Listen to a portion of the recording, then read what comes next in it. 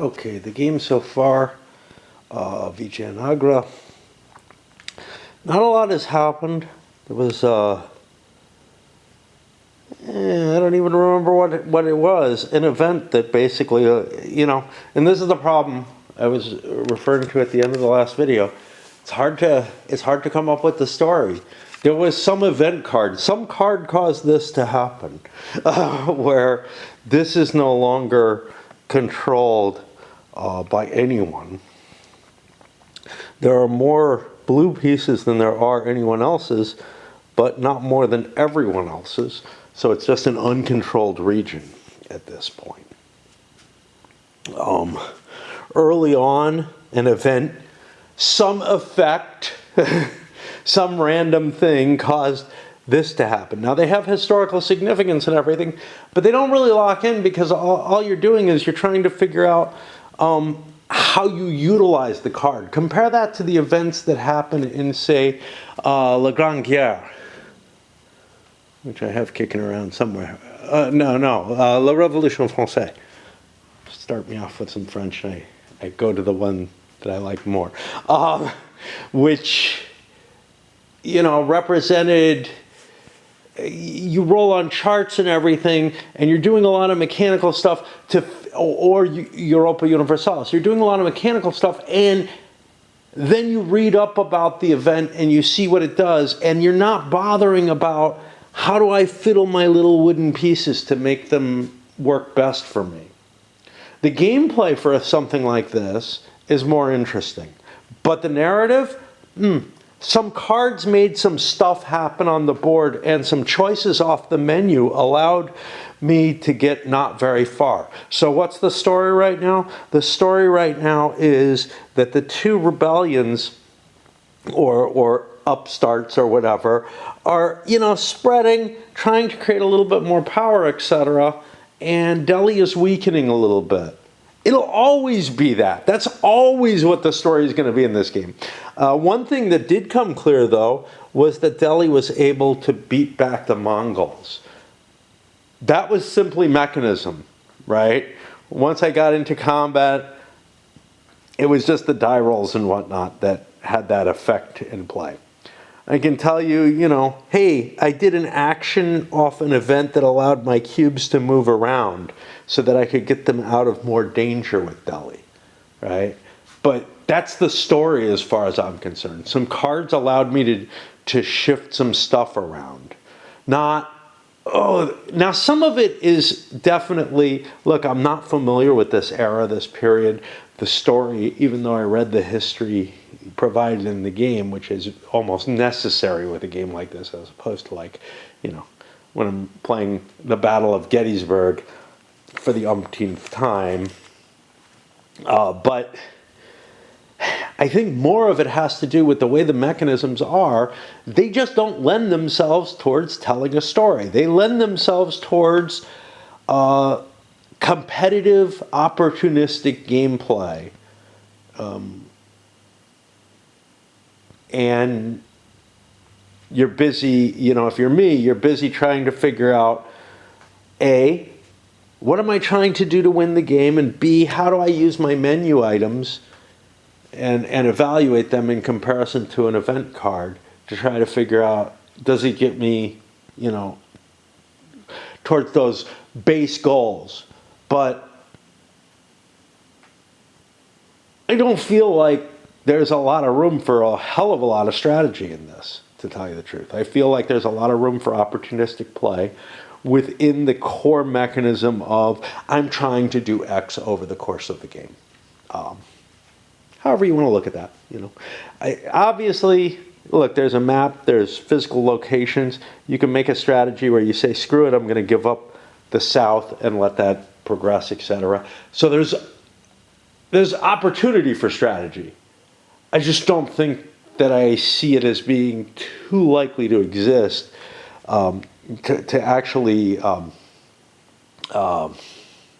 instantiate itself, as it were, just because I feel like Delhi's going to want to react wherever it can early in the game, try to prevent too much growth, etc. But maybe I'm wrong. Maybe I'm wrong with that. I'm perfectly willing to accept that. Right now, I'm just hidden behind essentially the mental paywall of I don't know how these work in terms of I don't know what their value is, and I don't know what little engines I'm trying to create within the game to get myself in a position where I can do these more effectively. And that's always a price in the coin games, etc. Anyway,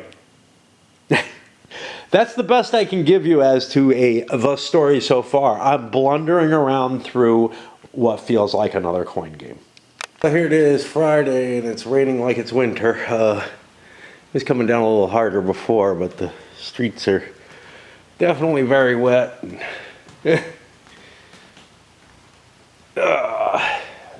bit of a pouring. Anyway, here we are, back at Vijayagagara.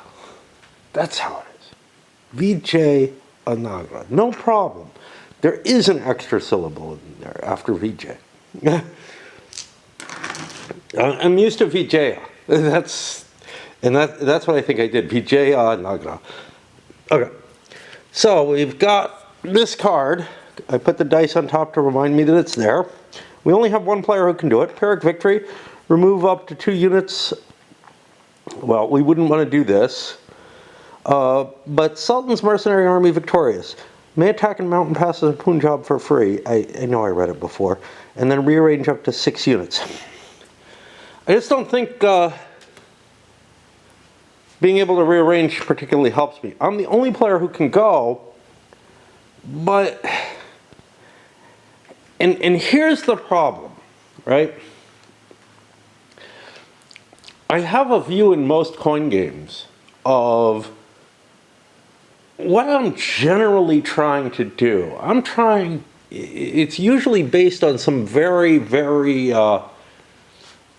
specific aspects of the victory point chart. I'm trying to optimize my victory points right now because that's a game where you can try to slip an automatic victory in, and more importantly, because you probably don't get away with that, is you can try to keep your victory points in close to enough to the pack that you're preventing someone else from getting their automatic victory. Because it's usually got to do with the space of victory points, how many victory points somebody has. Or they have some automatic condition that you can wipe out. There's nothing like that here. So all I can do is play for the long game. I like that in concept, right? That's the problem with coin games so far that I've played, is that they all have kind of victory conditions that have an auto win type situation, and you're often in some stress trying to prevent someone else from winning. You don't know that they can do it, but maybe they can. You know, they're getting close. Well, here I'm sitting here with a sole decision, and I can't tell whether or not it's worth my while, whether there's something big I can do that'll have an effect. And somebody put it, you know, probably the better way of putting the modern Euro and the coin games into a perspective, which is that it's okay if you don't necessarily know what the levers do. I'm not really sure it is, right? It's like the first game becomes just a pure blunderfest. All you're doing is like, you know, maybe by the end of the game you start to see how the mechanisms actually work, and then you get to start worrying about making strategy. Now their argument is, well, it's not a 6-hour game. Yeah, it's not, but I get to play each game once, basically. You know, I mean, that's just a fact having to do with the amount of these that I have not covered, have not played yet. And then there's a whole file cabinet worth downstairs, and that's only the war games.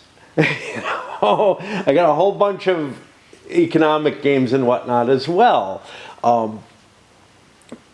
The gaming hobby is just so big that I feel, and I got this from the gaming groups I was going to at the not at the cons, but when I was in Phoenix, and to some extent when I went to the store here, although a little less with that, which was People bring a game, it's the new game, everybody wants to play it, they play it once, they either like it or don't, but that's it. They're never going to see it again. So I'm not alone in this world, right? Which is why I really don't get it. But it does explain why the obfuscation technique works, because it's like people who are able to pick up on what the game, what the core mechanisms of the game actually do, that means there's no need for room for big, deep strategy or anything like that. Now, I think this game has room for that, some at least. So it's not all about obfuscation. And I know some of the coin games do, and that's really where I don't know if there are any that don't, okay? Let's just put it that way. Every one that I've played feels like it has some, just like this kind of feels like it has some. Which means it's this horrible shame if your only playthrough is blundering. Like, I wouldn't mind if it were a longer game, because I'd have enough time to figure out the patterns and then use them in that one play, right?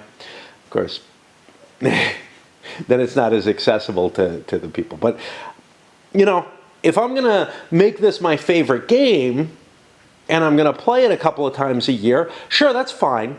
It's an acceptable expense to feel like you're blundering. I got to say, when I played La Révolution Française, which is one of my favorites, I felt like I was blundering through the beginning of it. I had no idea what I was doing.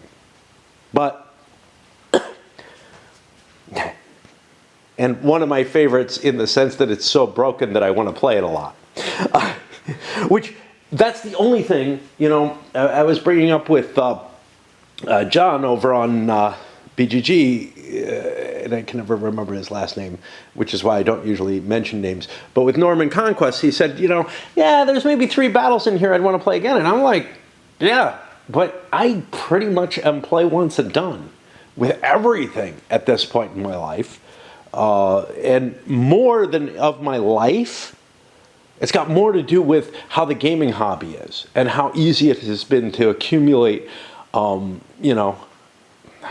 basically triple the size of what was already a pretty big collection in the course of the last, I don't know, a little more than a decade or so. Just because used things are available online and easy to find. I had money, still do if I wanted to, but I have access issues that make it harder to get a hold of things. And the new stuff coming out that looks exciting and interesting, and I want to do it, right? Like something like this. If I was devoted to the, there's certain games I like, I'll play them a lot, well, then I wouldn't be playing this, right? I'd be playing those games only. Now, I like to browse and look around. Anyway, where are we? Yeah, I don't know what I want to do. What would I like to do to change the world here? Well, I'd like to get my initiative back. My tributaries back. Here, and there are things I can do which can get me there. I could get there right away by doing, say, a campaign, and then, what is it? I could do a demand obedience after doing marches. And that could get me. Now, this one is not easy. There's just too much shit there for me to do. But then there's also how do I defend the things I have? So like this, if this rebels, which it can do now, I don't know how rebellion works. Yeah. It's just if you have control. So this can rebel. If this rebels now, I lose another tributary and another valuable one. So that's something I'd like to stop. What can I do to stop it? Well, that's a good question. He's got a good military. I don't. I think, collect tribute would be useful. I'm running low on cash. Do I want to do a full command after I collect tribute, get myself some good cash to do things? Is that my best option? Demand obedience, that would really only be able to get me this, so probably not a great idea. And if I don't want to collect tribute, right, I think campaign is not that valuable right now. If I don't want to collect tribute, I probably just want to do a singular command in order to keep my access here. I like that flexible idea, but right now I'm the only player who goes, so I have full reign over what I want to do right now, and it's a hard situation. What I'm going to do is I'm going to conscript in Delhi, because this is easy, and I'm worried about the Mongols. I place up to 2 troops with the Kabbalah, or up to 5 if Delhi. And I'm just going to do it in Delhi. Put a pile of troops in there. That gives me a limited command. And now we all flush back here. I'm sorry about, ranting and everything about this, but it's like, it's a hard situation. You have too many, as far as I'm concerned, too many obscure levers where you're not even, it's not even just like, if I want to do X, I do this. It's also, I don't even know if I want to do X, right? Now that's more the strategy type stuff. There's no question about that, but I don't know what to do to prevent the overflow.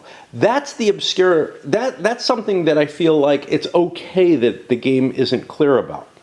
What's hard is, if I wanted to do X, how do I get to there, right? X being something relatively limited, like protect my current position or whatever. Right now, this seems like a good choice. I have a lot of things that are problematic. This only cost me $1 and got me a bunch of troops. So, whatever. All right, next one. Next one's going to be yellow, black, blue. It's got to stay eligible, which means the event's good. Vijayagagara probes an alliance with the Delhi. Delhi can place up to 4 Rajas adjacent to Chittor. Chittor, I'm sure, is one of these little things. I can place them up here. That's a pretty good deal. Is it what I need to do? I mean, I've got buildups and whatnot. Is that really what I want to do? I don't fucking know. But I think I will. Now, the other side is the alliance is rejected, and this actually hurts the Vijayagagara,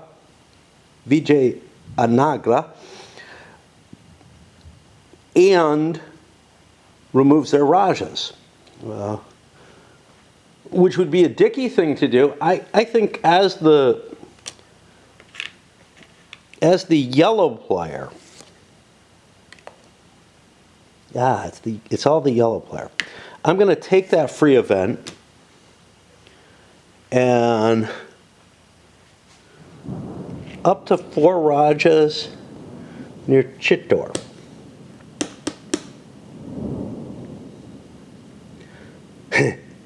Do I want them all up here? Because everywhere else looks kind of iffy. I mean, I could put them in here and be the major power there, but he's already got I'll just go in there. Screw it. And this is one of those, I'm not sure, but okay. But again, I don't know what the value of the Rajas is. Do I need these temples first? Am I screwing up by not building them? I don't know. And I don't like going into a game feeling this blind. I guess that's what it comes down to. Okay, that puts me back to the Sultanate. I'm going to swap batteries because I've bloviated too long and take some time to think. Decided governing is the best of my sort of defensive actions when and where I can do it. Mainly because there's a severe limitation based on governors. And that means what I'm going to do is I'm going to do a limited command, maintaining my options. And I'm going to pay $1 to govern here, which allows me to put another Kasbah. And it's just remove, right? It's not replace. And or remove up to 2 obedient units. There go 2 Balmani units. And, I've strengthened my position here. I could march but no single march looked all that valuable, and a bunch of marches, well, that doesn't give me much I can do. Now, a campaign with attacks combined can be very powerful, I think. Okay. And that puts me to the last of the players, and that's one of the things you got to keep in mind. What can the remaining people do? You know, can they hurt you? Well, I don't know. I have a rebellion possible, but when it comes to something important, I look at what is my moneymaker. My moneymaker doesn't involve controlling provinces. The Bahmani are pretty good at lying low. They don't really need to revolt, particularly. The Vijayagagara have to revolt. I do not. Which means an attack might not be a terrible thing. If I attack here, I could take control of it. My money situation isn't terrible.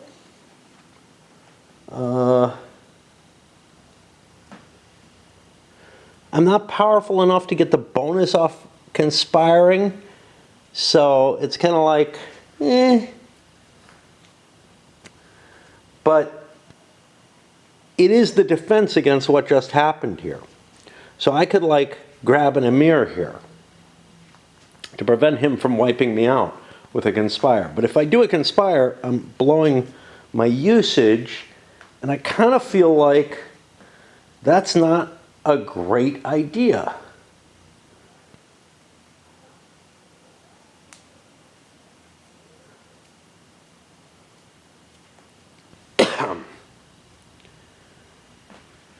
An attack here would probably get me control of this. Do I want control? It's victory points, but it's early in the game still. A rally could get me piles more pieces. A migrate could let me hide some of these pieces somewhere else. Migrate allows me to get locations, which would allow me to improve my trade capability, which sounds not bad. Unfortunately, the only place that I can migrate, because it's a one space, the only place I can migrate to that would give me an influence shift would be into Karnataka. Right, from here. I could migrate out of here. Go up to Gondwana. Might not be a terrible idea either. All right. We're going to migrate into Gondwana. That'll cost me a resource. I'm going to run away from here, where I'm a rebel. Ooh, this isn't, hold on. Maybe I want to be in the Rajputs. Not particularly. I'm going to run away from there, and I'm going to run here.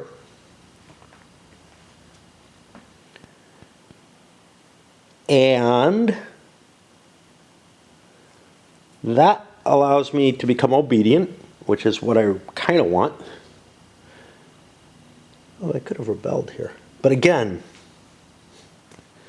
I might want to do a bunch of rebellions at once, right? And now I can spend another buck to shift the influence. I take this, he takes that. That eats two of his dudes.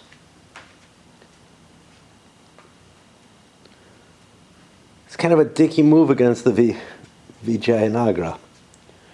Everything flushes back. We draw another card. Yadava Kingdom annexed. Black, blue, yellow, we're in the right order. Multi-ethnic polity seeds development. In each province adjacent to Devagiri, we found that before. That's here. And our Gulbarga, which I'm assuming will be close. Blue and yellow may replace one Sultan unit with an Amira Raja. Sultan reclaims natural stronghold. He's got first choice here. In each province adjacent to Devagiri or Gulbagra, they can govern for free, ignoring location requirements. Location requirements?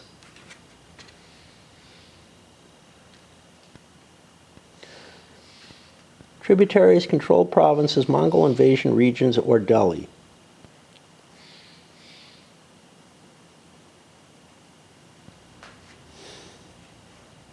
Like, to me,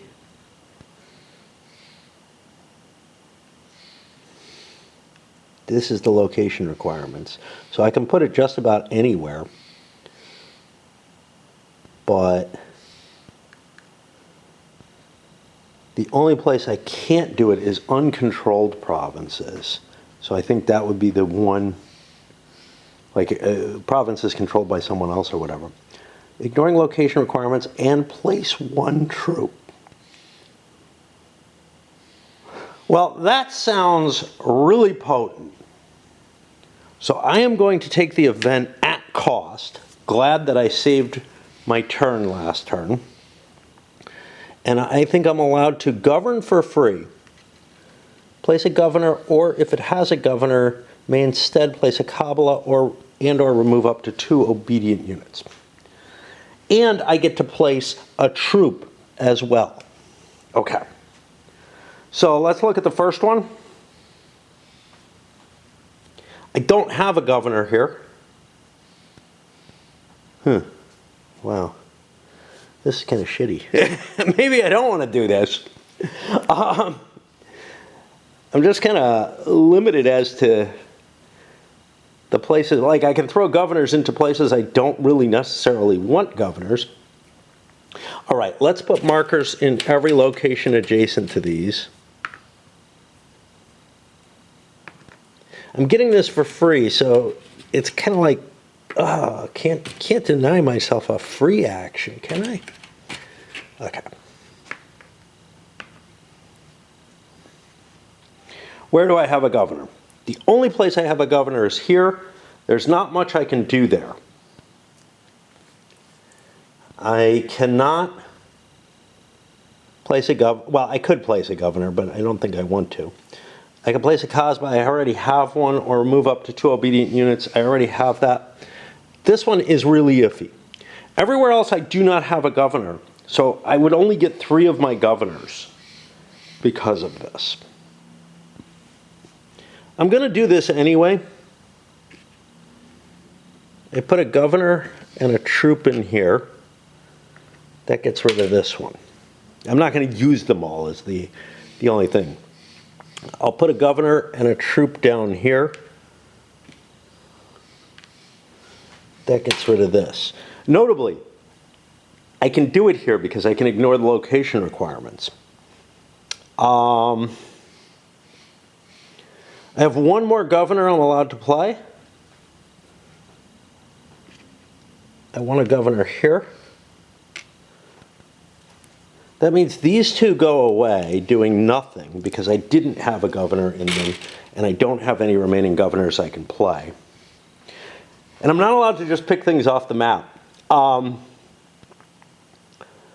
that means that I have this. Well, I definitely get a troop there. I don't think I'm allowed to place another Kasbah. I don't think I want to. And I don't have another governor to play there, and there's no other functionality I can do. I wish that had been a free action, but I feel like that improves my position significantly. Although it could have been a much more powerful piece if I had my governors on the board already. But now I've got a lot more governors. All right. Time for me to think. I have to reassess everything on the menu each damn time. Trade. I got a decent amount of money. I would get a fair amount here. I had to reevaluate the victory conditions. I had them both at 1. They should have been 2. I don't know if I was forgetting the Deccan influence or what. But I could get 1, 2, 3, 4, 5, something like $6 in a calf. Just 2 calf. Could be useful. right? And if I want to do the big action, yeah, that's a possibility. Build, construct a fort. You know, forts are kind of iffy, but they are useful for fighting. If I launch attacks, I don't know how much I'm likely to launch attacks. And they're useful for defending, reasonably enough. But it seems like a big expense to take a big pick for all on its own right now. Conspire, I'm not up to the bonus in Conspire. Which leads me to the, maybe I should be pushing myself there. Okay, well, Rally, get me more emirs. I'm kind of running short. Rebel. Rebel is interesting. I could take this and this province. Those two would flip over. They'd become my control. What does that do for me? It gives me victory points, but victory points don't matter right now at all. I don't have to maintain some minimum to prevent other players from winning, and I could rebel all over the fucking place right towards the end of the game. So no need for that. Attack. I don't feel like I'm all that strong. In conjunction, I don't have any kind of movement capability for attacking. So yeah, I'm pretty stable there, which leaves me with migrate. And what's the advantage on migrate? Well, I can move a couple of pieces down here or a piece down there or something. That wouldn't be too terrible. I can slip away from here. So that's what I'm going to do. I'm going to do a migrate into here. That allows me to slip this piece up there.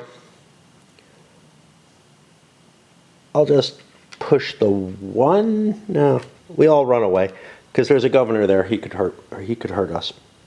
And that puts me in a limited command. And then I pay another buck to be a dick.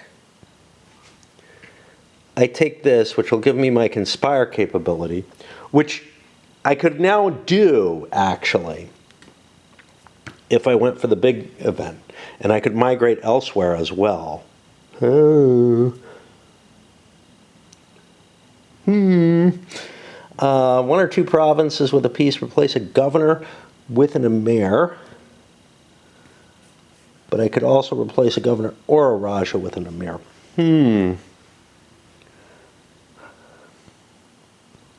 That's really appealing. Like, if I went to the big space, instead of just going here, I could have left some units here.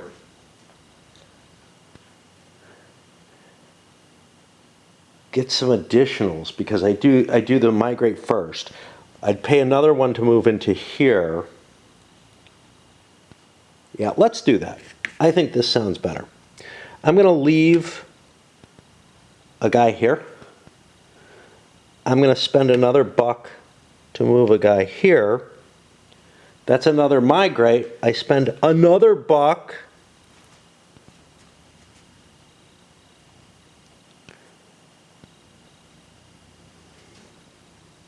I moved forward. I don't think I moved him back. Okay. As soon as I do the migrate, he could pull this off. Which means that piece isn't takeable, but, and I already know he's picked the Conspire. If two or more instead,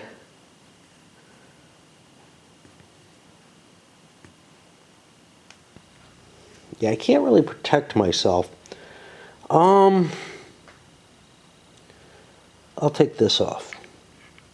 And now our victory points have changed. He's at 1. And blue is at... Blue just spent here. I think I spent that extra 1 already to push myself up to trade 3. Well, now that's making the Conspire less valuable, right? But anyway. So he's up to 3 victory points plus a fort. Is a fort worth a victory point? Yeah. He's up to 4 victory points as we try to keep the track maintained, and he's at 1. And I think that's right. I don't know.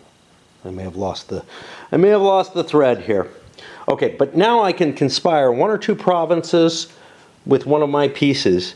I replace a governor with an emir, and I will replace another governor.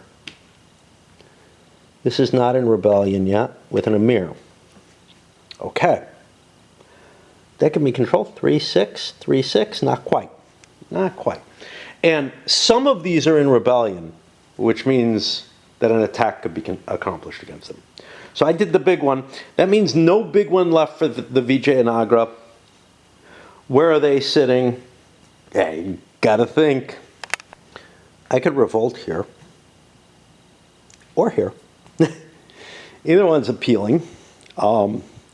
Revolt gives me victory points, but more importantly, my tax is based on territories that I own, as opposed to the Bahmani, who are able to do their trade and get their cash through non-violent means. Since I can only do one thing, I think I'm going to rebel. That does cost. Cost me $1. This goes away. That costs him 2 victory points. I get 1. That gains me 2 victory points.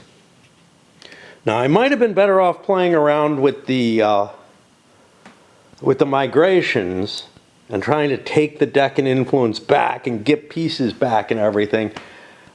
But that feels like it's a zero-sum game right now. I'm hoping I get something off of being the only player available for the next action.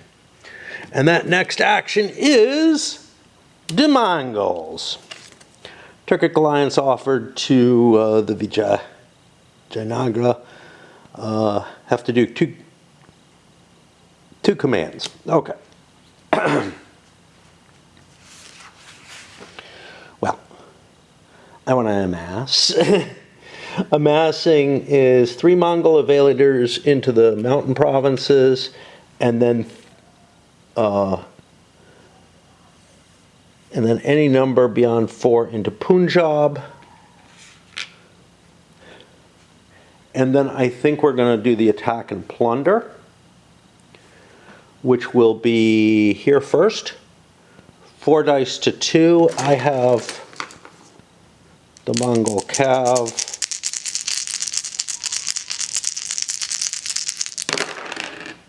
Ooh, that's a dangerous die roll. His 2 did nothing. I get to charge to reduce this to a 4. I've got 4 there.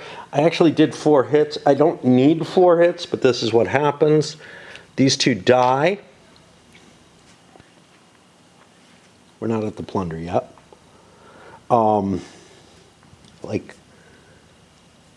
Okay, we can do this way.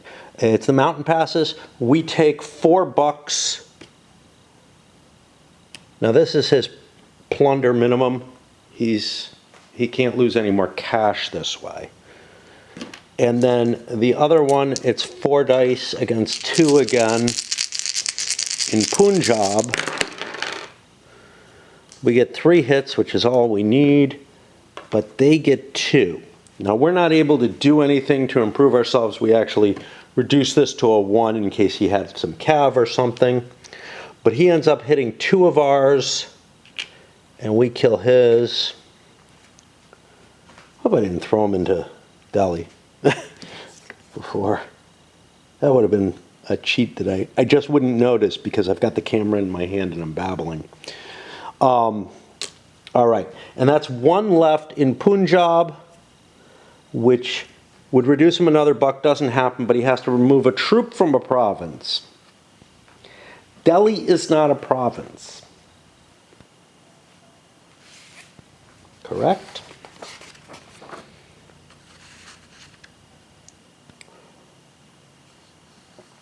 Yeah, Delhi is not a province. So I would have to remove a troop from somewhere.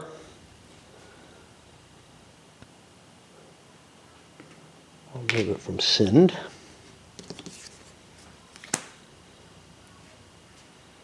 And I didn't take advantage of this. Compromising gifts. Okay. If I had points in the deck and influence, I could do something, but I don't. This would be kind of valuable to trade off, get a couple of cav. Cav are hard for me to get. Money's not trivial, but there you have it.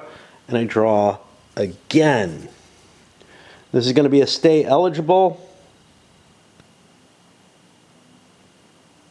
but only yellow gets to go. Sultanate army perishes in snow on scheme of a foreign conquest. Place up to 2 Mongol invaders in each of mountain passes in Punjab. Why would I really want to do that? I mean, if the Sultan's way ahead. Grandiose schemes pay dividends. They can remove Mongol invaders. Well, one of the few times that I don't know if it's terribly worth my effort. Do I feel like the Sultanate's doing all that well right now? Yeah, it's hard to tell.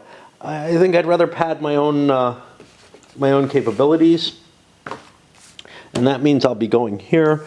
I'm going to put the dice here because I'm fatigued already by playing this. There's too much trying to figure out what those fucking little levers all do. Like, again, it's like if you look at a CRT, don't understand what the hell it's doing and decide, okay, well, we'll just find out, you know? I feel like that's how I'm playing this. And I know people who would play games like that. I kind of felt like I had to play Summer Storm that way, what I just played, because the combat results table was just, it was too imperceptible. Like, you could calculate it all out, but compared to, like, you know, looking and saying, 3-1 looks like good odds, let's do that. Instead of being able to look and see that table doesn't hurt you ever and it's, you know, good or whatever, there's enough complexity in there. Now, I don't mind when there's some variance in that complexity, you know, in some kind of thing that's easy to view, so that you can't be certain what you're going to get. But that's not the kind of game that this or the coin games tend to be. They tend to be very, very deterministic. I can do X, remove Y, you know, remove these things, do these things. It's all absolutely pre-programmed what I'm actually able to do. I just don't know what the effect is of me doing these things, right? It's like what's hidden is not the results, but the effect of the results. Do I want to do that? I don't know. You know, and you could argue, well, do you want to attack at moderate odds? Yeah, but you have an idea of that. It's pretty easy to tell. Here, it's just like, yeah, but I don't know where that's going to get me at all. And, you know, it's like taking a random walk or something. You're going to get fucking run over. To some extent, I can see where the appeal lies, right? Like, think about chess, okay? If you can completely, you know, you absolutely know exactly what the results are going to be of your move in the short term. You can project out pretty quickly what they're going to be, but you might not know in the long term what you're doing, right? So, like, what do? Well, if you're playing opportunistically, you start taking some pieces and you get fool's mated or whatever, right? So chess, to me, would be a really shitty choice of a game in terms of that. But obviously, chess is, you know, a long-lasting, well-loved game. Now, I've already seen Go is a little better, but it's not that much different, right? Every single action is completely deterministic, but you don't necessarily know what you're doing with it. It takes a lot of study in the same way as it does with chess to figure out what you're doing. But what I'm arguing is that in the modern game market, that kind of study isn't going to happen, right? And unless somebody becomes infatuated with a particular game, I just don't see them playing it in that sort of way. So what it becomes is the race to see who can figure out what the game's actually about. And that's what I call the obscurantism of the modern Euro, is that the game doesn't let you know what it's really about. And this isn't the Euro. This is tied to the reality and whatnot in a way that Euros don't tend to be. There's a real attempt to do that, but it's using such Euro-ish mechanisms that the style of play that you have to use to approach it is similar to the Euros. And you can make the same argument with all the coin games. You could make similar arguments, I think. Yeah, I'm not going to go there, but there's just a lot of these more modern games that are trying to pack in more decision making. That decision making, they're false choices that are laid as traps, right?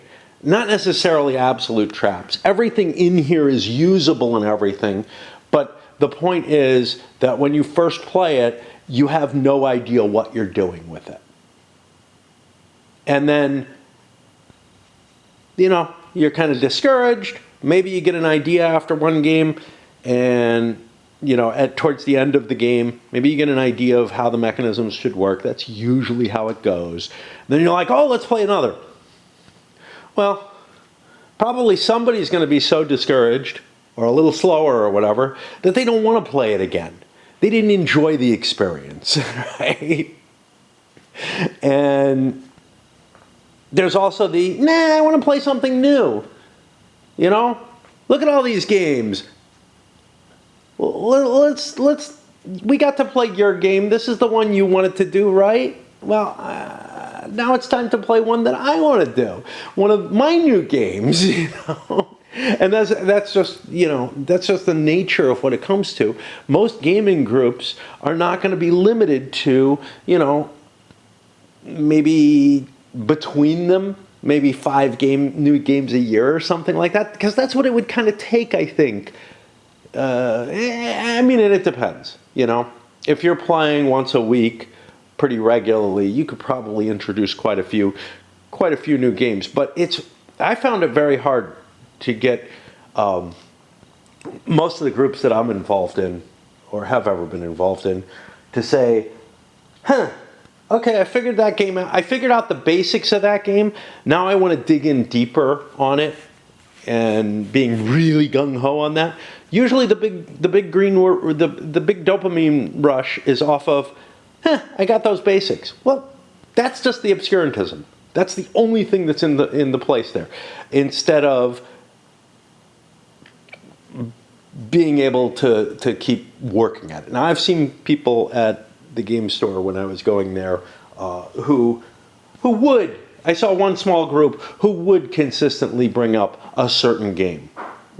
Whatever was the hot game of that moment. They would play a bunch of new games, and then one guy was like really gung-ho. He would get really gung-ho about something, and maybe this would be that game, and he'd force everybody to play it, and he'd win every damn time because, he's always exploring that game. That's where his mind is, whereas everyone else is on something else,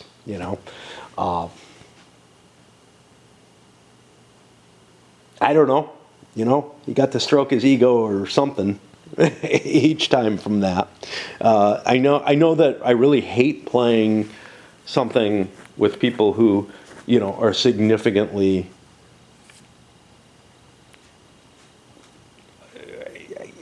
I hate being in a situation where people are making really bad decisions, and I want to tell them, and I do try to, but sometimes that's not appreciated. Sometimes that's not what's desired. But it's just horrible to play a game with people who don't know what they're doing when you do. Anyway, the false choices in the coin games too. I just want to hit this. I came up to say this basically because I was about ready to sit and watch some videos instead of facing this. And then I'm going to have to take a nap at some point because it is Friday. I come to the... So... It's not like you never want to do some of these options. They're all usable, like I said. There's not any true false choice.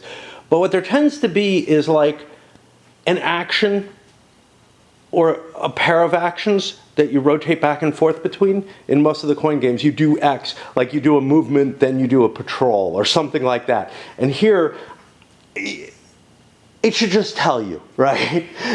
In a way, my memory goes to Freedom in the Galaxy. This has got to be kicking around down here somewhere in the science fiction stuff. I don't know where the game actually says, you don't want to do just this. And it tells you the natural pattern that is sort of what would be revealed, right? Which is land on a planet, you know, start doing some actions to reduce its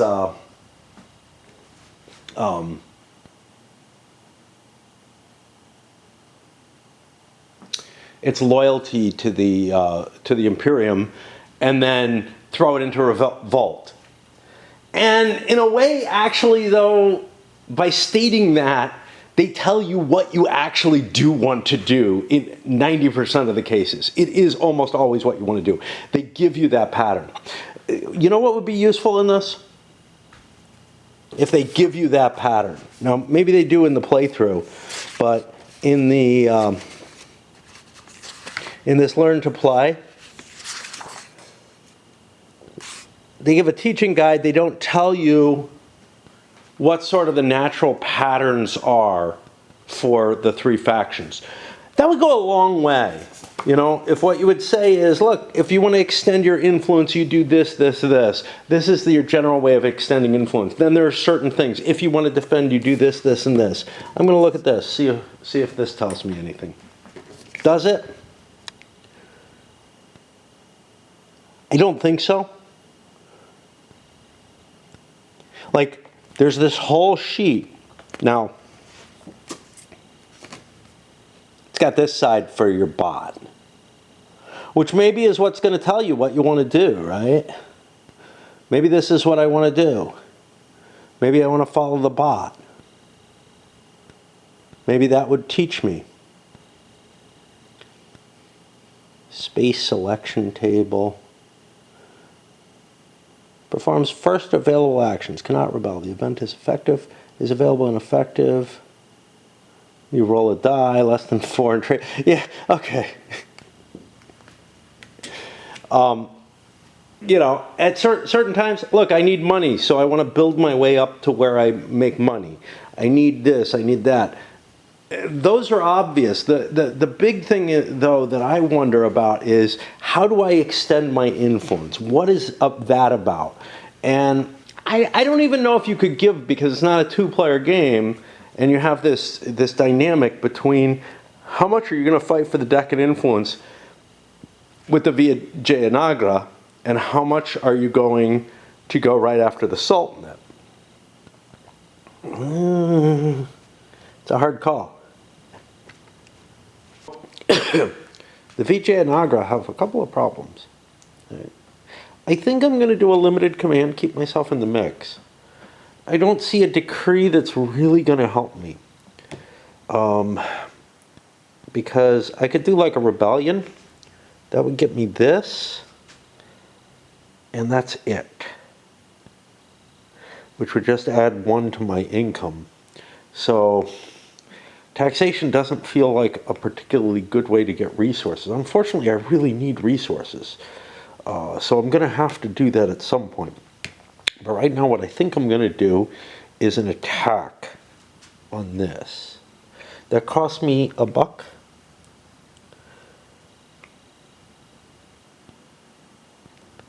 I can attack these stupid blue things. That would be better. Yeah, see, if I attack this, I go... Oh, these guys are in rebelling anyway. I just don't have them there. Because I grabbed control. If I attack this, I can kill it. I got 3 guys going in, whatever. And that sets it up to rebel, and that increases my income by 1. And build would increase my income by 1 as well. but it doesn't do me a whole hell of a lot, I think.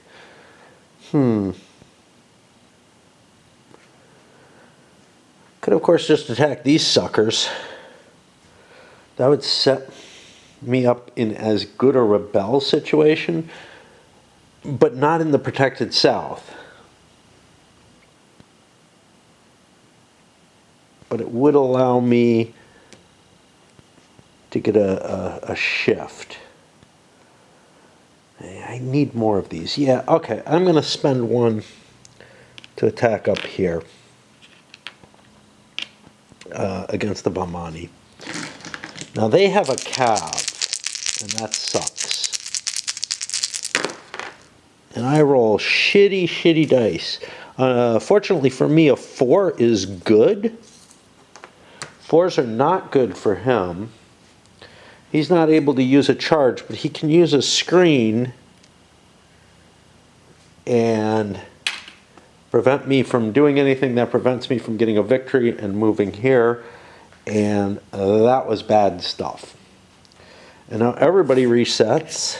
We draw another card. Got the Empire extinguished. Okay. It's going to go in this order. Black gets first. Sultanate tires of awaiting tribute.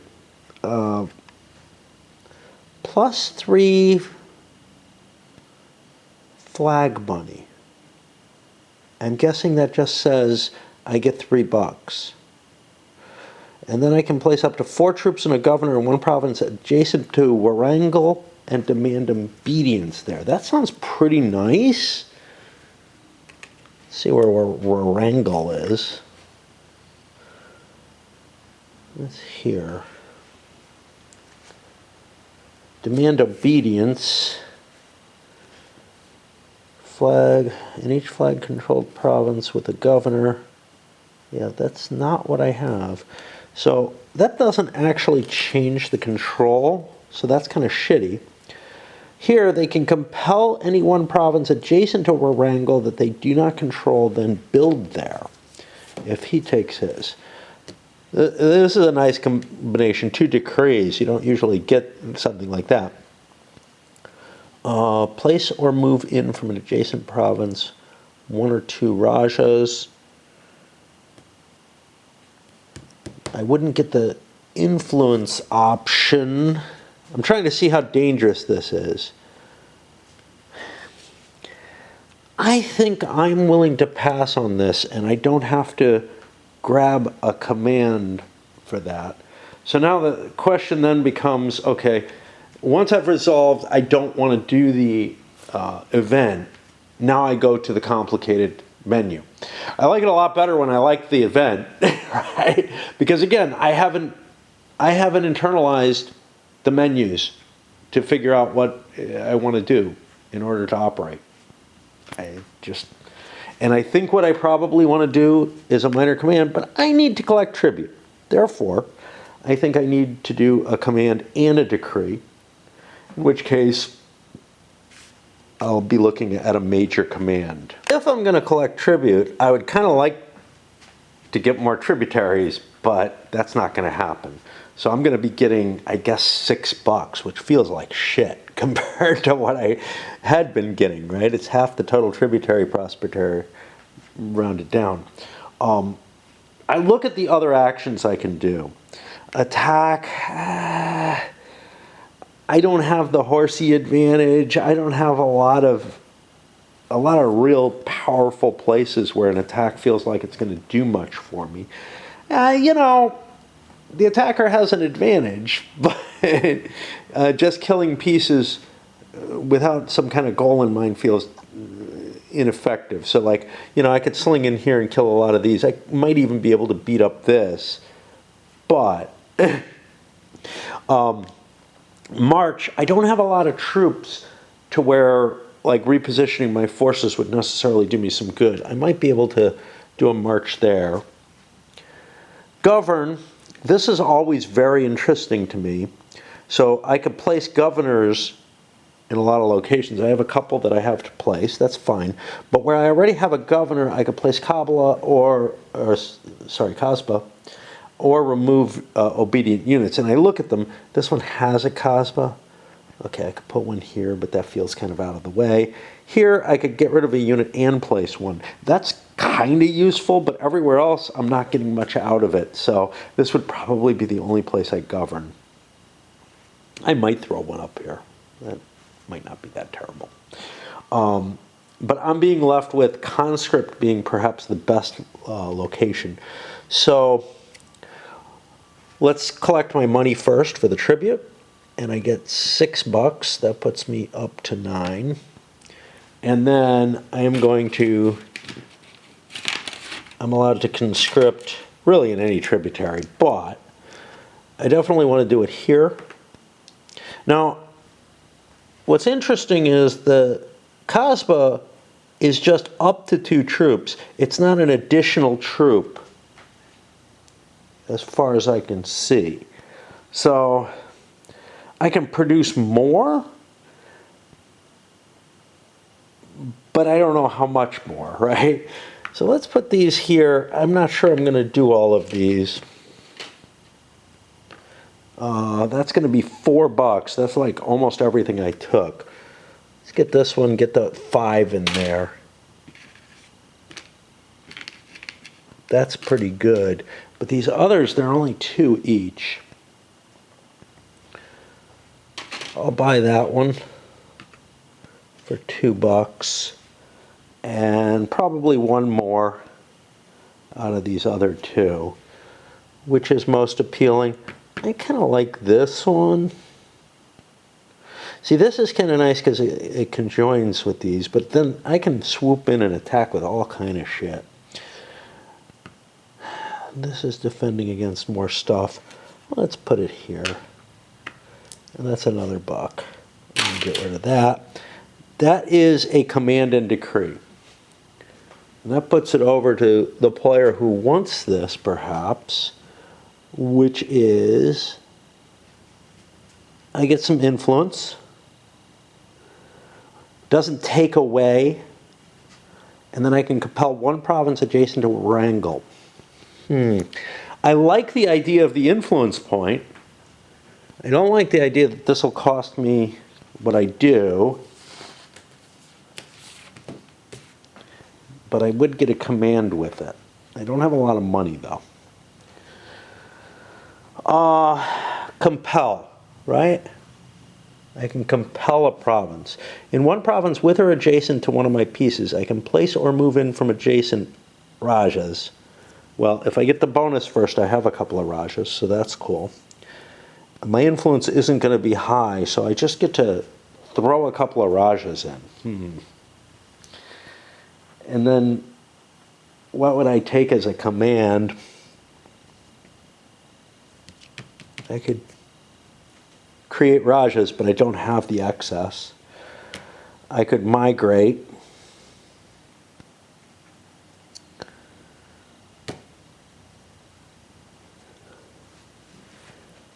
Okay. Can this be done to multiple places? You compel in 1 province that I don't control. I'm trying to remember. Yeah, so I could get a couple of units somewhere and take one of these with a rebel. But it wouldn't give me much. Now, I could take this as well.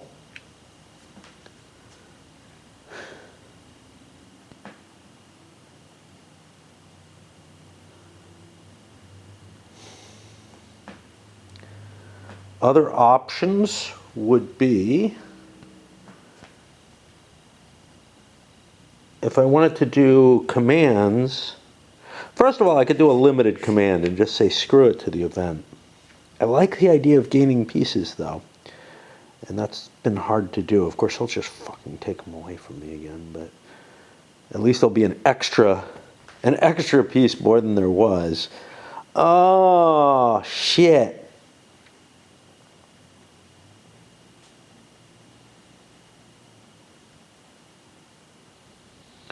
So if I do attacks, okay, rebellion could get me, yeah, not much.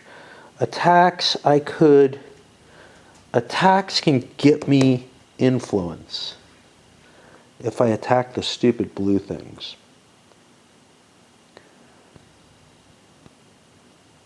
Of course, how many, you know. So the main thing I'm getting off this is influence. I can get that off a limited command, so screw that. I'm not gonna do the event. Which means I think I do a limited command. All right, I'm gonna attack. That cost me $1. Where am I gonna attack? I could get 5 against him here. That's about what he has. Numbers don't really matter, but he has control. When is control determined? At the end of any faction's command or decree. Yeah, something happened where he ended up with control of this, which means all of these flip over, because he now has more pieces. Yep, that's 2 victory points. Is that right? I'm at 3, 4, 5, 6. Makes sense. Okay. What am I thinking of? So, yeah. I mean, I could launch an attack on one of these. That's not very good because I'm not likely to do much. I think I launched my attack here. Did I pay $1? I think I did. I don't fucking know. Okay. I'll just attack up there in the Rajput kingdoms, because he has no cav. Okay, so Rajput, I have 2 pieces, so these are my successes. He has none. We kill both. And then in each location, if attacking, the victor gets a bonus, and he loses 1. And that gives me a victory point, and he loses 1. This is why I hate victory point tracking things, is that, like, you end up messing up and you no longer have the right picture. Now, for the most part, it's not important. It is important for the Sultanate, because their victory points determine how much cash they get. Okay, and that puts me on the last player. And you can see, I mean, the amount of analysis, paralysis, etc., in dealing with what thing off the Chinese menu am I taking off of, you know, column A and column B? And then I end up deciding, screw it. I didn't take my money, which I wanted to take, right? Because it just isn't working for me. Like, I couldn't get enough things here that I wanted to do. I don't know. This is the whole thing. The choice was an event or a command. It's the same choice he's got. He doesn't really want to do anything. However, my money is also low. I could trade. Nope, I can't. I can't do a decree because that's used up. So, yeah, I think I too will attack, try to get my trade up, and I'm just going to do that singular attack here. I can't pull in from adjacent. Is there somewhere else I want to attack? I want to attack these so that I get that up. So yeah. And the 2 upstarts are really where the problem is that they're so, the Deccan influence is, you know, so important to both of them. Coming to some sort of agreement to fight the Sultanate seems difficult, but the Sultanate seems to be kind of collapsing on its own, so don't worry too much. I have 5 pieces, so that's 3 hits. I take 1. 3 hits is here. I take his point away, I give that. These go back. That goes back. That goes up. Both sides are running out of money, though. That's the problem. I'll pull another card. And you can see, I mean, just the amount of effort that I have to go through on these decisions. It's giving me no room to enjoy the story. Much less, any kind of strategy. But I usually, I look at strategy as kind of much, much less important to me than story.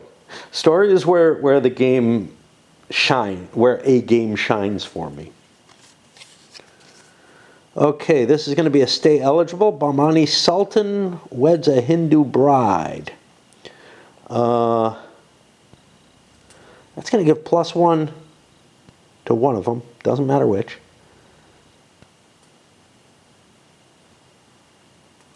This is an or, I think. Either can place one of its units in up to 3 provinces containing units of the other. This is a powerful, powerful thing. First of all, it boosts another point out of nowhere, just like that other card would have. Diffusion and dilution of culture hurts them both. Well, that's nasty. Okay, this is here, this is here. Blue has first option to do this.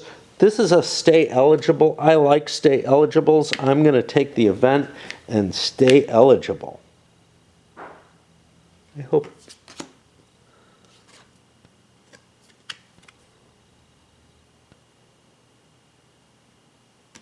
Okay. All right. I take the event and stay eligible, and that gives me a lot of choices. I get a point of this. It gives me some padding. Get another victory point. Getting close. Close to something. We can place one of our units in up to 3 provinces containing units of the other.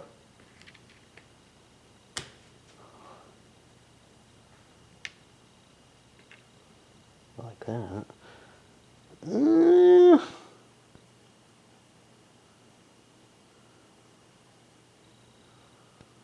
I mean, I'm getting beat up down here, man. That may be outside my reach. And he has a temple there, so that's not a great place for me. It's got to be different provinces. I'll just put this up here. I'm kind of afraid that I can't control the deep south all that well. All right, that uses the event there, and that means orange has a full option of command and decree. I may want to do this because my cash is so low. Let it get too low. With only $1, I can only do a single rebellion. Now, that's all I can actually do anyway, so that's okay. So we'll go to the command and decree. We spend the $1, and we rebel here. That takes a point away from him. Gives us a point.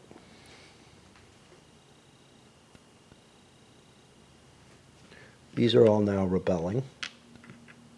Oh, I heard that somebody commented, and I have no idea, I'm assuming they're in the know to some extent, that in the second edition these are going to be printed better, which, yeah, that's pretty necessary.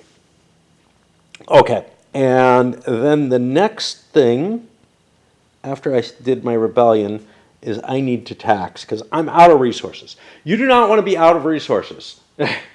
In fact, that being at $1 was pretty bad. You don't want to be that low. You want to have a pool of resources so you can do stuff.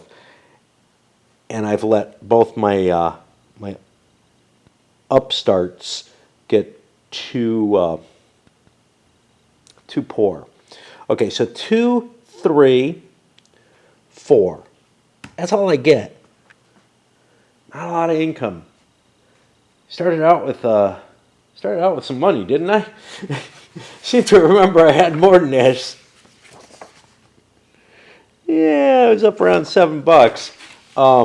So that's one of the things with and this is kind of common in coin games, is that your resources end up being a real drag. You've got to keep maintaining them.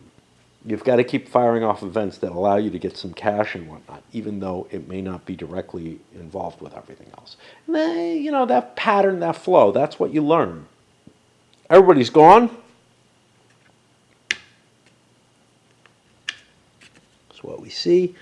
It's another card. My throat's hurting. We're almost at the end. Okay. Perfect. It's another Mongol invasion, even more perfect. Okay. I kind of need this here. I can do 2 Mongol commands. Well, I could do a lot of attack and plunder, and I could drop him down to 3. There's no real reason for that. Advance allows me to move any number forward. That doesn't seem terribly valuable to me. I'm going to do an amass. That pumps 4 in here, which then go to here, right? Move any number of... no. Place... oh, sorry, 3. 3 go in. 1 goes forward. The 3 go forward. And then any beyond 4 from Punjab. Now I have the option to throw 3 more in and grab Delhi. If I do the attack and plunder, I'll be costing him his $3. That's fine. But the Punjab ones are going to actually make him remove 4 units from provinces. That might not be too bad. See, I don't really get anything from this. I don't have a point, so I can't sell it. Not that I'd want to. The Deccan influence seems more valuable than anything else. Okay. So yeah, I'm going to plunder him. He goes down to his $3, and now he loses 4 troops. Now, if it's Delhi, it would be really nasty. But I don't really feel like I don't know. There would be a chance I could fight in Delhi, but I would just be pushing more troops, 3 more troops into Delhi instead.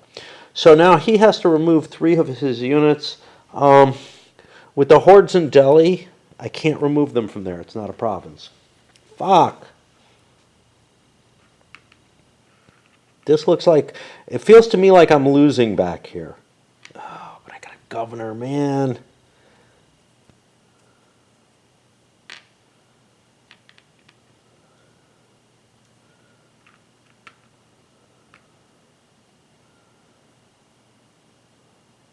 Have such a powerhouse here, but I can only move 2 in total.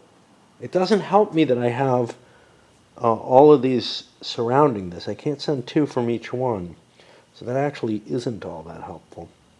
So this is kind of the most useless place, I guess. I'll take 3 out of here. And he can't take advantage of his thing. And now we have one more timed event. I'm going to swap batteries and then we'll get to it. Delhi monitors its influence. Make campaign using only Delhi and provinces, not Mongol invasion regions. Okay. Campaign, once again, allows me to go through 4. They select up to 4 spaces, including the origin. I'd love to throw them up here, but I can't.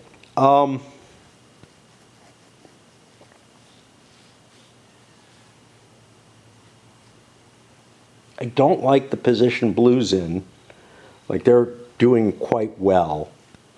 I would like to help hammer them. That would make the Vijayagagara happy. However, they're not really all that accessible to me. So what do we want to do? What is our path? I mean, we could dump a lot here.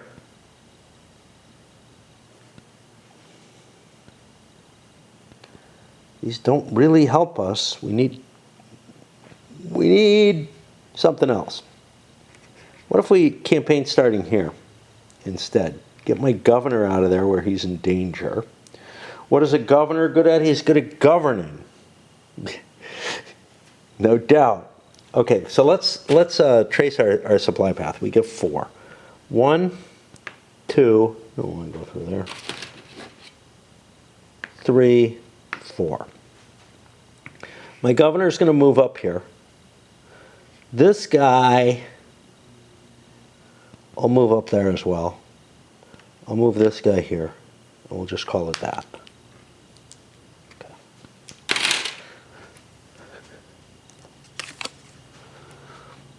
Alauddin Hassan, Aladdin, Bahman Shah gathers allies and takes the Deccan throne. Blue can execute a free limited command, then gains any combination of money and horses equal to the controlled prosperity, maximum 3. A limited command.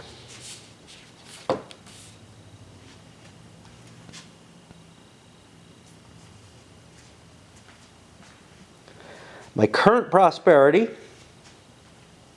is not that, it's 2. That means I would love to rebel if I can. I have a buck. This would be my last buck. Remember, that's a problem. But I'm going to spend it to... Oh, no. Yeah. Oh, yeah. I'm going to spend it to rebel. Hey, these... so surrounded. I'm going to spend it to rebel here. That takes a buck away from him. Gives me a victory point. And now I want money, but I can also take horses, and horses are hard to get. So I'm going to take 2 bucks and a horse.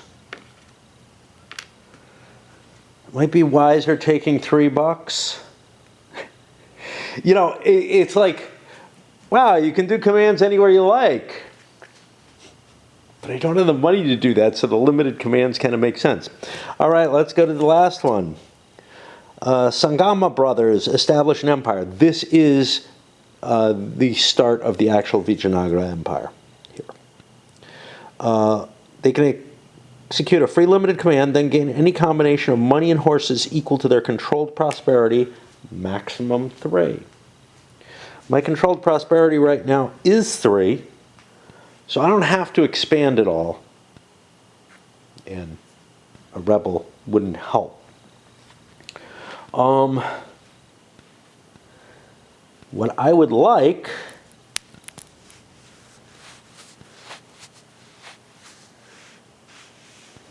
I could attack this poor butthead, take a point of prosperity from him. Pissing me off, man, being there.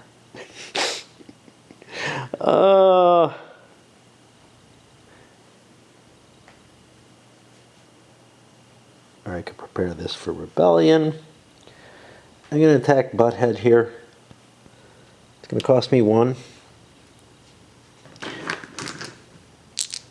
He does have a horse. He may not want to use it.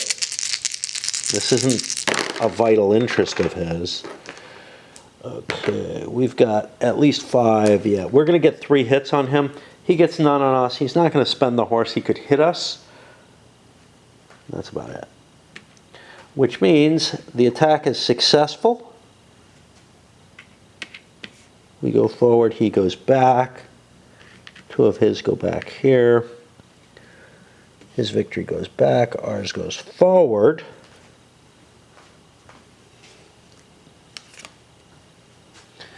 All right, we'll read the...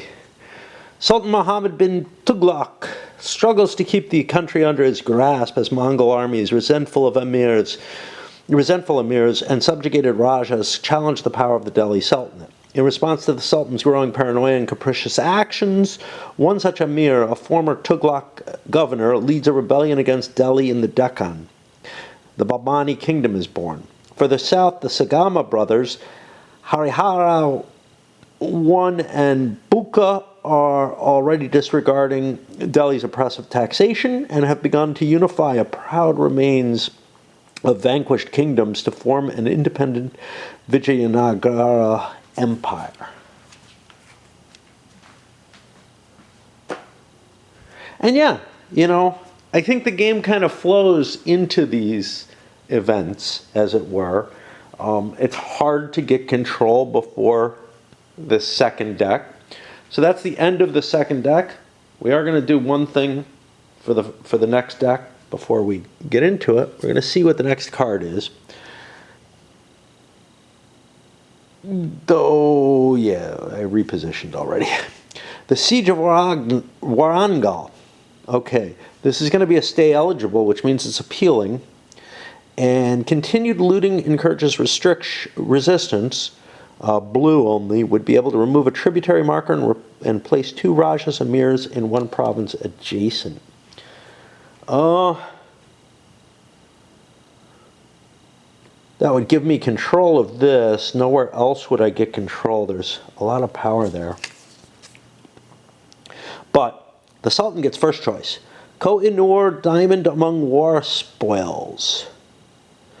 They can execute a campaign ending in a province adjacent to Warangal and take $3 from a faction with a piece there. Oh, that's nasty.